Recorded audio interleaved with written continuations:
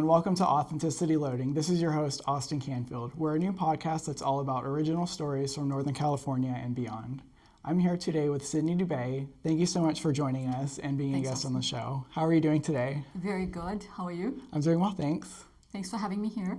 Yes, absolutely. Authenticity Loading, that's such a unique name, so creative and spot on. How did you come up with it?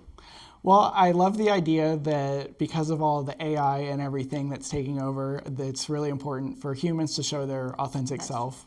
And I think it's important to not only do that for yourself and establishing your own personal brand, but also extending that out to the community and finding other people who have authentic voices and stories to tell as well. Absolutely. This is great. Thanks again. Thank you for joining us. I'm really excited for this. So something I want to open with on the show is to ask what your favorite thing is about Northern California. For you, what would that be? Oh my God, there's so many things. But if I have to say one thing, I think Northern California has something for everyone. No matter what you're into, running, hiking, skiing in snow, or you're a beach person or that urban brat, it's got everything. Right, you can wake up in Tahoe, surrounded by those beautiful snow-covered mountains and that beautiful lake view, and then head over to lunch to the wine country and dine at one of their Michelin star-rated restaurants, then drive over to the Bay Area, enjoy the sunset views from one of their rooftop restaurants, and when the city lights come alive. And if you want to slow down, you can head to the Carmel by the Sea and wake up to the views of a beach next day. I want to do that one day. That's honestly all in one weekend, by the way. Right? All in one weekend, right? That's what I love about California, especially Northern California, is that, like you said, there's so much diversity of choice in what you can do in your activities and how you spend your time and all the different landscapes and geography. Absolutely. It's just like the whole world in miniature almost. You can have so many different geographies. Yeah, you could be a beach person and a snow person and a mountain person. Everything. That's true. All you need is a car. I'm curious, what's the first place that you found out about in Northern California? You were like, wow, this is the place to be. I think the Bay Area is where, when I was visiting my kids, I was in LA last year, and I was visiting my kids. I took a stop in the Bay Area. I think can't remember if it was Palo Alto or some other place, but around that area. Mm-hmm. And I was like, my goodness, this feels so much like me. I've lived in Texas for the most part of my life, but nothing felt like the Northern California. Mm-hmm.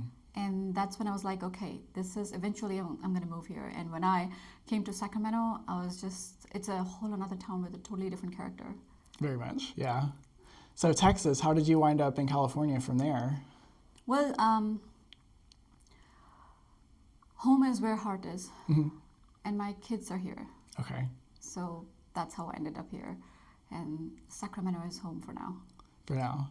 Where in Texas were you based? Houston. Oh, Houston. Tell me about that. What are some of your favorite things around that area? Well, Houston it's not a town where people go. It's different from Austin, right? Austin is the town in Texas that comes closer to California, that California vibe. But outside of that, there's Dallas, which is a bigger metro, but there's no beach, there's no coastal line. Houston has a coastal line.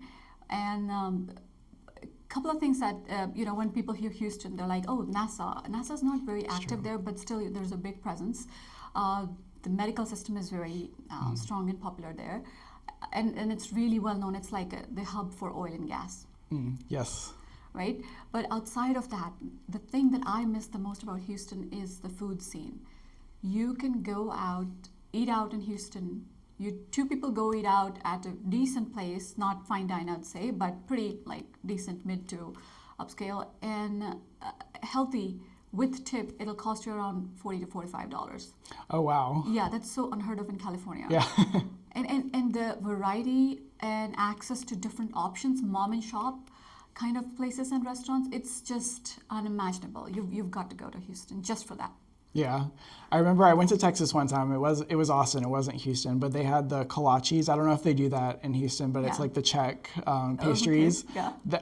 I want to go back just for that. They don't have anything like that here. Yeah, they like a lot of offices. They bring kolaches for breakfast on Fridays, like every Friday. Oh wow, yeah. That's interesting. So you wouldn't necessarily consider Sacramento your hometown, but what part of town would you consider home these days? Well, Sacramento is home. There's no other place where I can relate and call home. If I can't call this home, this is where life is. And hopefully it'll continue to be. But I'm currently in Placerville. Okay. It's a beautiful out in the country neighborhood where I wake up to sun shining through tall trees and the views of turkeys roaming around, hummingbirds, deer. It's not Placerville, it's more like paradise. So therapeutic. So yeah, that's where I am. Do you enjoy the Apple Hill and all of the orchards up there? I haven't been to Apple Hill yet. I've heard a lot about it. I just found out about it. This was my Okay. first Thanksgiving season here when I learned, oh, you've got to go to Apple Hill. But then I also heard about the traffic. And I was Yes. like, okay, I'm going to try it one of the days when there's no traffic. Yes, you have to go very early. I would say the most popular one up there, it's called High Hill Ranch. I haven't. And they do all of these different, like they have a big food area where you can get their famous apple donuts and buy all of the, pantry sundries like jams and preserved vegetables and things like that. But then they also have a huge arts and crafts area where vendors come out from, I guess, all over Northern California, and they set up, and you can go in all these little mini Christmas shops, and it's just a great place. Oh, But yeah, wow. you have to So go touristy, yeah. so early, and the traffic backs up right away, and you just you have to be one of the first, or if you're not, you'll never get in. So early in the day, you mean, before the traffic starts building up, or Absolutely. early in the year? Yeah, early in the day. Yeah, Okay. I think it starts right around Thanksgiving. Maybe Black Friday is the first real weekend where everybody's out there and all the vendors and everything. That's what we did last year for Black Friday. Actually, instead of going to the mall, we went up to High Hill Ranch in Apple Hill and got our apple butter and all the things that we get for the nice. holiday gifts up there. And yeah, I was excited to see it though, just to see everybody coming out and supporting a local business instead of just going to the mall or the Roseville Right. Galleria. And So- such a good way to, spend time with your family as well, rather than being distracted at the mall. Yeah, my whole family loves it. They talk about it all year, like, oh, we can't wait to go and get donuts. And traditionally, my family's also, they go up to Placerville to get their Christmas tree. So on Black Friday, sometimes it'll even have snow on the ground already. We went up there one year, and it was like, wow, it's already a winter wonderland, and it's still November. It's amazing the Oh, wow. climate difference between Sacramento and Placerville, where you'll have I snow look on the forward ground. to that. Yeah. I always wanted to see snow, like not just see snow from a distance, but actually be in snow. So I'm Yeah. excited. Oh, wow. So it hasn't snowed yet up there. No, not yet. Oh, well, look forward to it. It'll come, I'm sure. Awesome, thanks for sharing. So how do you feel like living in this area has kind of shaped who you are as a person?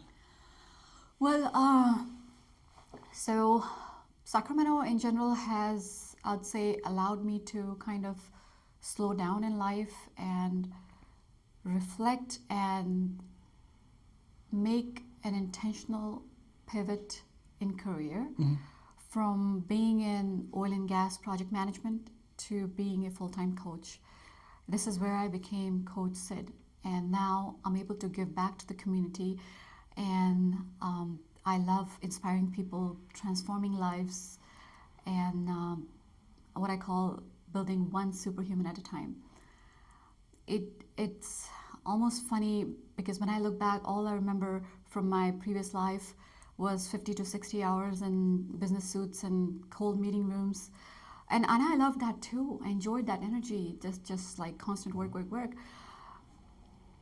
But so now being here doing this, I kind of look back and laugh at myself. But again, like I say, if you can't look back and laugh at your younger self, you haven't grown much. Yeah. So Sacramento has certainly allowed that growth within me and shaped a lot of who I am sitting here in front of you today.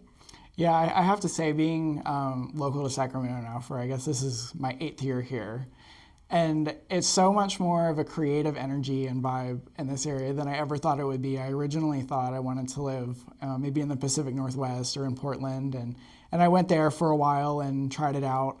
But I have so much family here, like you said, home is where it is, right?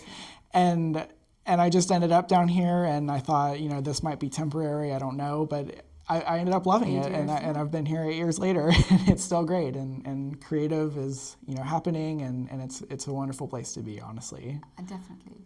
So when someone asks the day in the life of a superhuman coach, what are some of the things that come to mind or that you tell them first?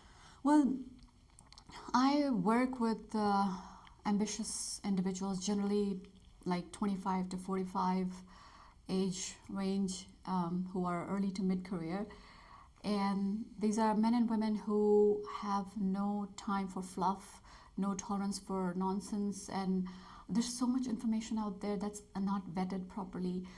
And it's like you'd think that since there's so much information, it's so much easier, right? But it's all the more, even more confusing than, if you just read it in textbook and you decide to go one direction. And everyone's, just giving out information without actually guiding people through that change. Is the process of holding hands is what I do in terms of health and in terms of wealth. So my overall goal is to make sure I unlock I make them feel and perform at their peak anytime, every time. They can tap into that superhuman, and not just mentally and cognitively, but also in terms of fitness and health and their entire brand. So in terms of wealth, I help them. People who are wondering, okay, now they've hit their first 100K in the bank accounts. How to go from 100K to $1 million in less than 5 years? I'm that friend who they need on their side, a trustworthy person or mentor who not just gives advice, but actually walks them through that process and holds them accountable and checks in on them and makes sure when I leave them, it's a part of their lifestyle. Because every choice we make, everything, like any sort of change, it's not just a step or a process. Unless you incorporate that in your lifestyle, it doesn't become you. And I help them create that roadmap. Actually, one of my client is a 22-year-old girl, and she just graduated last summer, and I'm helping her with creating that 5 to 10 year strategy and roadmap. I wish I was like her, and I had so much commitment straight out of school. I would have like 2 to 3 times more wealth than I have right now. I love working with her. So yeah, I love to work with people, and that's what I do. What would you say are some of the biggest challenges now for new college graduates that are just entering the workforce and it being just a whole different world than it was even 10 years ago? Well, I am not an expert at Gen Z and millennial and all those alpha, gen, whatever, beta generations, but what I feel is millennials had a very different view of life. We were into accumulating wealth, right? We were into, okay, I have this and I can buy that. Gen Z, like this generation is totally different. And I don't know exactly which one you fall, which category you fall into. I'm a millennial. Okay, so Gen Z is not about just building wealth. They're about building that freedom. They don't care for how much wealth they have. They care to have a lifestyle. So I like that, which I feel like I'm learning from them. But at the same time, their attention spans are a little bit of an issue. And I feel you think that with more advanced instruments and so much wisdom out there, they would be more financially wise. But that's where I feel like I come in. And a lot of the health fundamentals and basics are missing. So they all love to go to the gym. Everyone's heard of keto diets, right? But nobody knows what keto diet is. People think, oh yeah, right, just like cutting out carbs and jacking up on protein is keto diet. No, keto diet is technically, it was designed for bedridden patients who don't have the ability to process carbs and without messing up their insulin. So it actually is supposed to have 75% fat, 25% carbs, 25% protein, and then rest of it less than 5% carbs. If you overdo protein, then your protein gets converted to energy, and your body doesn't achieve ketosis. Ketosis is when you start burning fat. So those are the things I help them with. What would you say some of the biggest financial mistakes are that you see young people making today? There's a couple of different ones, and it depends on where you are, right? A lot of people are relying blindly on their financial advisor and then just accepting like 10 to 15% return on the market. What I tell my client is, that is a good thing if you don't know what to do, right? And sometimes you don't have time. You have little kids. You're trying to juggle 5 different things in life. But I would never outsource anything that I don't understand first, because then I wouldn't know how to check. I wouldn't know what's the right questions to ask. So that's a part of my program, is to make them independent in that regards and make them understand a lot of the things, whether it's pointing them in the right directions, where it's walking them through and helping them clean their lifestyles and expenses. And I do what's called a karma ledger. So it's like a karma check of where are you spending most of your energy, resources, whether it's money or time, right? So like younger women, they spend so much on, I mean, and I'm not here to judge anybody. I've been there, done that myself, right?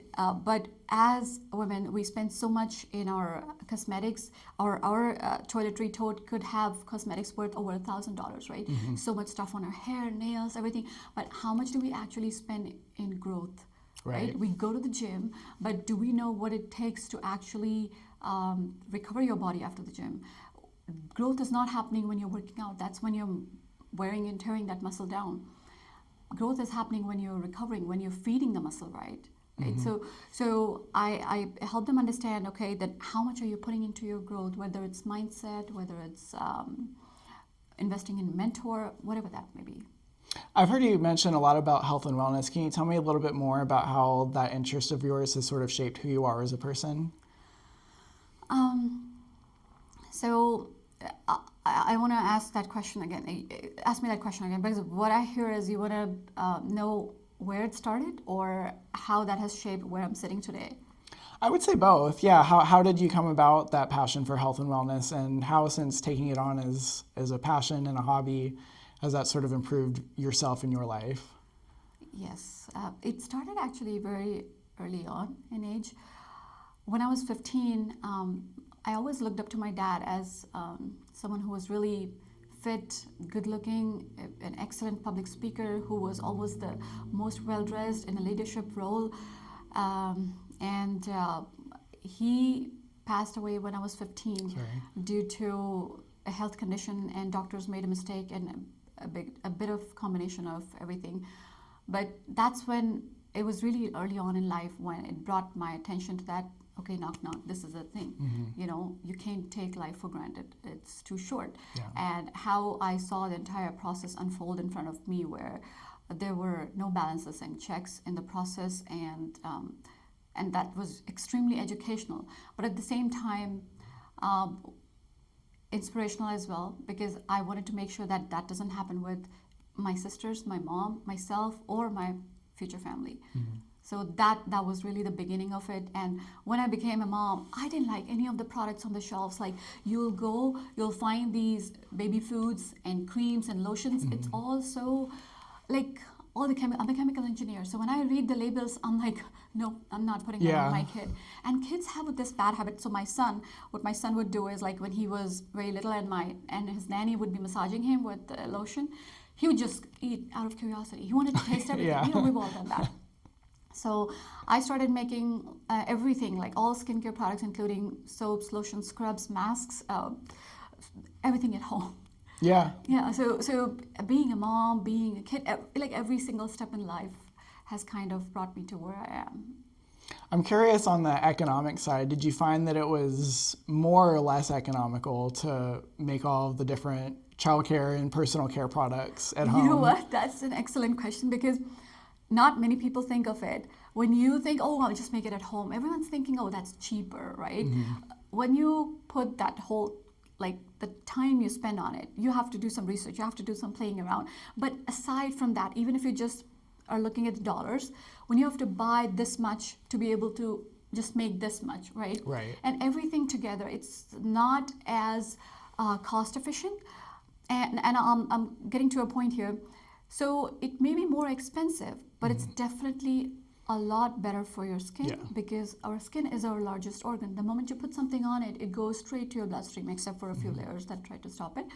But that's why, you know, the medicinal creams and ointments work. That's the whole mechanism. So when you take the whole total dollar figure into consideration, it's definitely more expensive.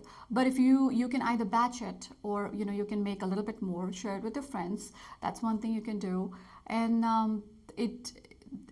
the return on investment, when you look at the future health of your family is definitely way higher than what you can get from buying these commercialized products. But they are bulk manufacturing, and that's why it's cheaper. So that's why when you go to a farm, another option would be to go to a farmer's market and actually talk to the people and the people who are actually making it, right? Talk to them. You can even get them to customize a product for you. If you say, okay, I don't like the scent, I don't like lavender, I'm allergic to it, or I don't like it, can you make it in rosemary? So that would be a little bit more cost effective. That's a good idea. Yeah, building relationships sort of within the community and leveraging those resources too. And helping the small businesses. Yeah. Right? When you think about the places around Northern California that make you feel the most yourself, what comes to mind? I feel that, have you ever been to that Auburn Cool area? I have, yeah. By the confluence of rivers? Yeah. That's one thing I would say. It's what you typically, like, I just go there for a run. I spend 2 to 3 hours there before I head back, and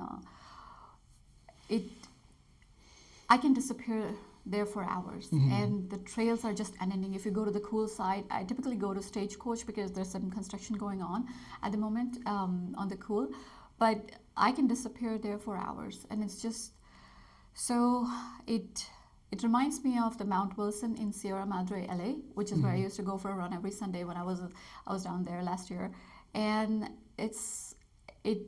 all I'm focused on is my breath and my next step. It's very like meditational, and it's like when I'm present in that moment, it connects me to my past. It's like everything comes together all at once. It's like past, present, and future happening together.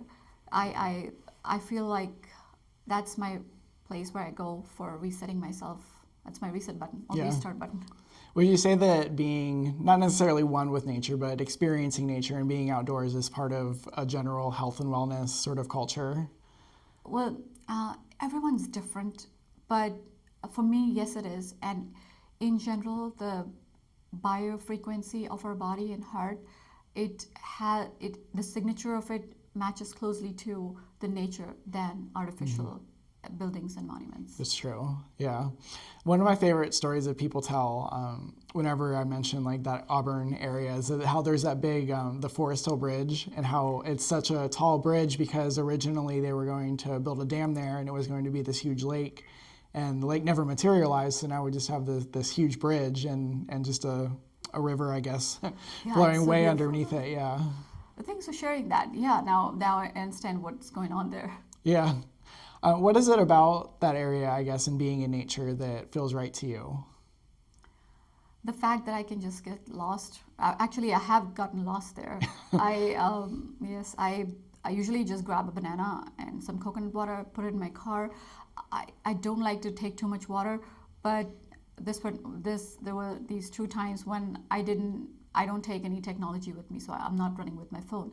And I got lost there. I didn't know what the time was, how many hours I've been there. I couldn't see any human, and I couldn't ask anybody, hey, which way to go. It's just being out there in nature, like there's river, there's mountain, there's fresh air, there's no noise, there's just birds and light and you. Yeah, just kind of being at one with yourself and right. Just privacy, I guess, but also out in nature, and it's great. If you could spend an entire weekend doing the things that you love doing most, what would that weekend look like? Well, I would definitely start my day with a run in the Auburn area. Head back home, grab some lunch, sip a nice cup of ginger tea, then head over to the spa to enjoy some steam, sauna, and a cold plunge. After that, maybe explore a new cuisine or restaurant in Sacramento downtown. It's a pretty unique downtown. Definitely, yeah. Do you have any sort of records or anything as far as running goes, or the longest that you've ever run? Yes. So I remember when I was in Mount Wilson, it was like a full 14 miles, so 7 miles up, 7 miles down. I never did that because I love running, and I do it as a means to an end, not to like die and not, Yeah. not be able to perform like 10 to 11 hours at work the next day. But the longest I've run is, I want to say, 11 miles. And there was this one time when I started my hike a bit late, and LA gets really hot in summers. By the time I was back, I just wasn't feeling right, and I called my friend, and I was like, I don't know if this is, food poisoning or cramps, nausea, or if it's COVID. He pointed out, you're dehydrated. You need to go run to the IV. So I went and got that. But that was after that longest run was 11 miles. I think I've hit the 11 miles in Cool also once. Were you running that whole time, the whole 11 miles? So Mount Wilson, I'd say no. The Cool Auburn area doesn't have that much slope, so I may have been running unless there's a spot where I feel like it's really tricky to be running, and it's just better to slow down. And when you're going up, you're not running that fast. Right? Your strides are not very big. Yeah. You're not running that fast, so you're kind of just trying to regulate that breath and keep a sustainable breath that'll help you get to the point where you can turn back around and come down. I see, yeah. Are there any other areas beyond Auburn or Cool that you like to go and just experience nature and do some of your other favorite outdoor activities? I haven't explored Sacramento that much, but Auburn is definitely my most favorite one.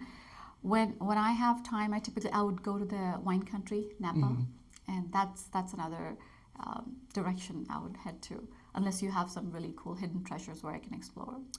I would say just things I like to do on a short weekend trip. I like to go up to the Fair Oaks area off Highway 50, Fair Oaks. Okay. Sort of like off Sunrise Boulevard.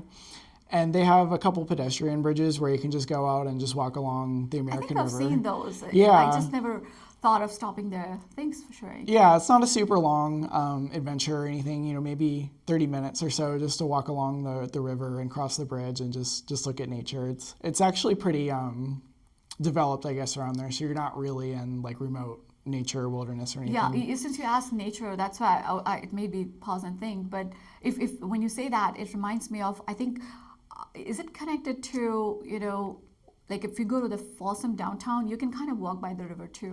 Yeah, I think that is all connected there, sort of like the American River trail system. That's pretty neat too. Actually, Folsom has its own little town vibe. It does, yeah. I need to explore in downtown Folsom more. There's a lot of good restaurants and things there. Unique. Yeah, I think that was one of the first things I did when I first moved here. I wanted to go see the American River down there around Folsom. People said that that's where all the boaters and everybody like to just hang out.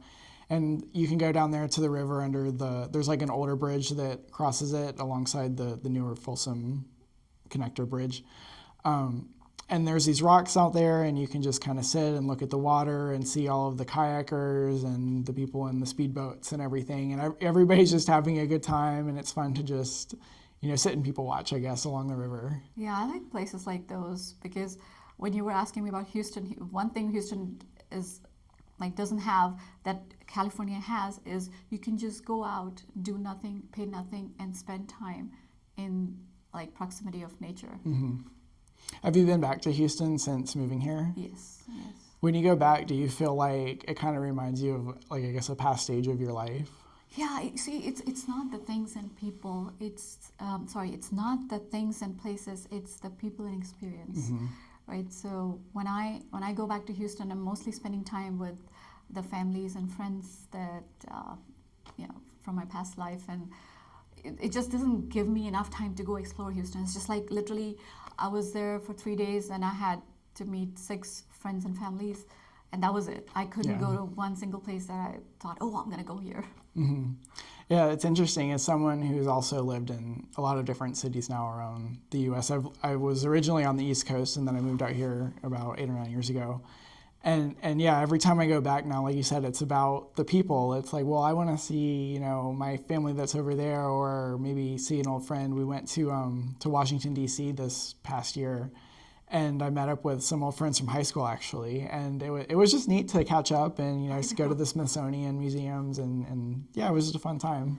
Yeah, it's not fun without people. Like, it's yeah. like, yeah, so that's exactly why I call Sacramento home, right? What are some of the things in your life that sort of influence the places you go and the activities that you do? I think if I have to answer that, like I said, it's not the things and places; it's the people and the experiences I crave for.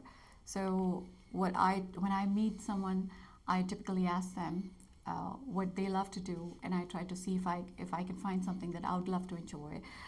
And when kids push me to do something, try something, they're like one of the things would be always my son, K1 speed, go go go, mommy, you can. Oh do yeah.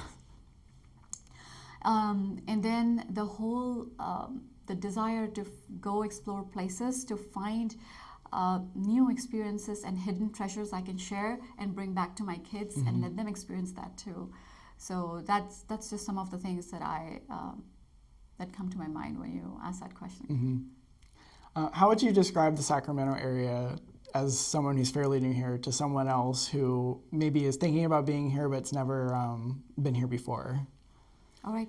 Well, for the starters, I'd say it's a very unique town with quite a lot of character and a lot of potential as well.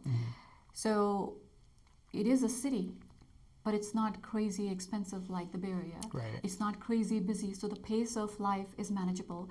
You can raise a family here. The real estate is still affordable, and there's a lot of it. Right? A lot of wide roads. Traffic is not such a big issue.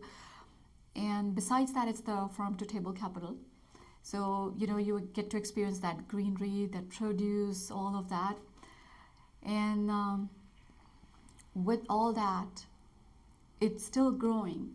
There's a lot of companies that are moving into Sacramento. So it has unlimited potential when it comes to that because of the real estate. It's like a city ready to host companies and businesses and more of that ecosystem.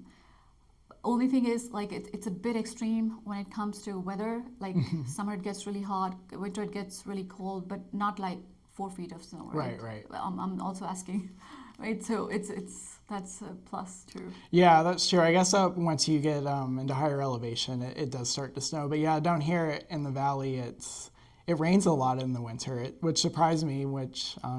I remember visiting here when I was a kid, and it was over the summer, and it was just so hot and so dry. Yeah. And I asked, does it ever rain here at all? And my other family members that have lived here their whole life, they were like, oh yeah, it rains all the time in the winter. And when you're only here in the summer, it's hard to even imagine. But now that I understand more how the Central Valley geography works and the climate system and all that, it does make more sense. But yeah, the winters here, at least like you said, it's no snow, but yeah, it can do you get... like the winters here when it rains or the summer? I'm honestly kind of a spring and fall kind of person. I like, especially autumn, like after it's been so hot and dry for so long, and then you finally get the first wave of cool weather and the leaves start to change, like a little, I guess like around Halloween is sort of like my favorite time of the year here. Gotcha. Are there any neighborhoods that you've been able to explore in the Sacramento area where you're just like, oh wow, this area is so for me? Well, I've been exploring Placerville quite a bit because that's where I am right now. I think that's a part of how I connect with where I go. I've relocated, by the way, 7 times in the last 3 years. Oh, wow. So, and this is the first thing I do is I explore the place because I go to different restaurants, stores, and that gives you a good flavor for what the area is like, people are like, culture is like. And Placerville is what I've been exploring. I found some really unique things there. There's this store, which is like, I didn't expect it to be in Placerville. When I took my daughter, she was like, oh my God, this is like Disneyland for fashion. Like, she loved a lot of stuff there. There's a store I found where they sell handmade lotions, creams, just exactly, what I'm into.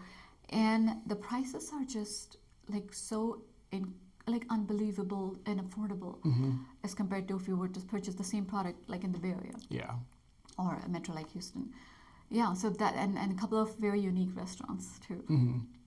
When you're thinking about, I guess, planning a trip or traveling somewhere, do you feel like you have any kind of personality traits that kind of sway your decision making toward one place or another? That's an interesting question. I want to say, like, I'm into both sometimes, but okay, so I'm not the kind of person who would go out camping and just live in a very uncomfortable, and I love camping as long as there's comfort. Yeah. You know, and I'm not saying I'm into glamping, not to that extreme, but I like both. I like safety, and I like to be able to sleep at night without having to worry about snakes and bears outside. Yeah, But at sure. the same time, be close to nature. Yeah. So I like best of both the worlds. I feel like Tahoe was such a great. I remember going there last year with kids in October timeframe. We rented this Airbnb which had a part view of the lake. It was so beautiful blue, and we could see like shooting stars in the dark sky. Sit in the balcony, enjoy a cup of coffee, and then go hiking the next day. My son had to film some, beach stuff with his new drone. It was beautiful. So yeah, that's like I want best of both the worlds. Yeah, best of, like, not too rural, not too isolated, but still Yeah. have the amenities and Right. Be yeah. close to a grocery store where I can go get something to eat. Yeah, I guess I'm kind of the same way, really. Like, I want to experience nature and feel like I'm, getting out of my comfort zone, but not too far out of the comfort zone. And finally, can you think of a moment through all of your travels throughout your life where you went somewhere or did something and you just thought, wow, this place or this thing that I'm doing is this perfect extension of myself? Lately, I would say one thing that stands out is that Tower Bridge dinner. So if you know, Sacramento City hosts this Tower Bridge dinner. It was my first time experiencing that. It was just like so unique, so different. In the heart of the city, they closed down the bridge, and everyone there is like nicely dressed, relaxed, present, just enjoying the time. Wine and dine in the middle of the city again. So there's lights, and the day turns into evening to night.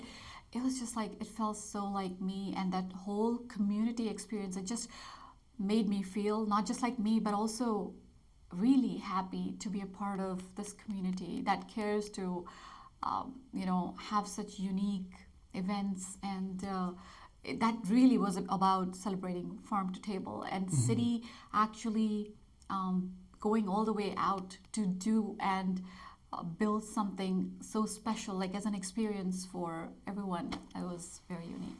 Yeah, I've Love heard that. that event can be kind of competitive to get tickets for, that it sells out within like 5 minutes of the event going live. Yes, I heard that. I was just lucky to, get it through a friend, but that's true. It was beautiful though. I've heard so many good things about it. One of these days I'll have to get on there and see, just planning 100%, to get tickets is necessary. But Yes, they had a lottery, I believe. So, like some of the people I met, they got the tickets through they entered in the oh, lottery. interesting. I'll have to look more into that because I agree. That's such a special thing to close down a bridge, the Tower Bridge downtown, and have a whole full service dinner on it. That's something to experience Right, for and sure. so many businesses coming together to make it so special. It's not just one appetizer; it's like a full buffet of whatever you can.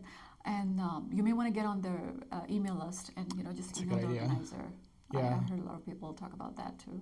Sounds good. Sydney, thank you so much for joining Well, us. thank you so much for having me, Austin. This was like lovely. Really, really enjoyed talking to you. I'm glad. Yeah, me as well. Thank you.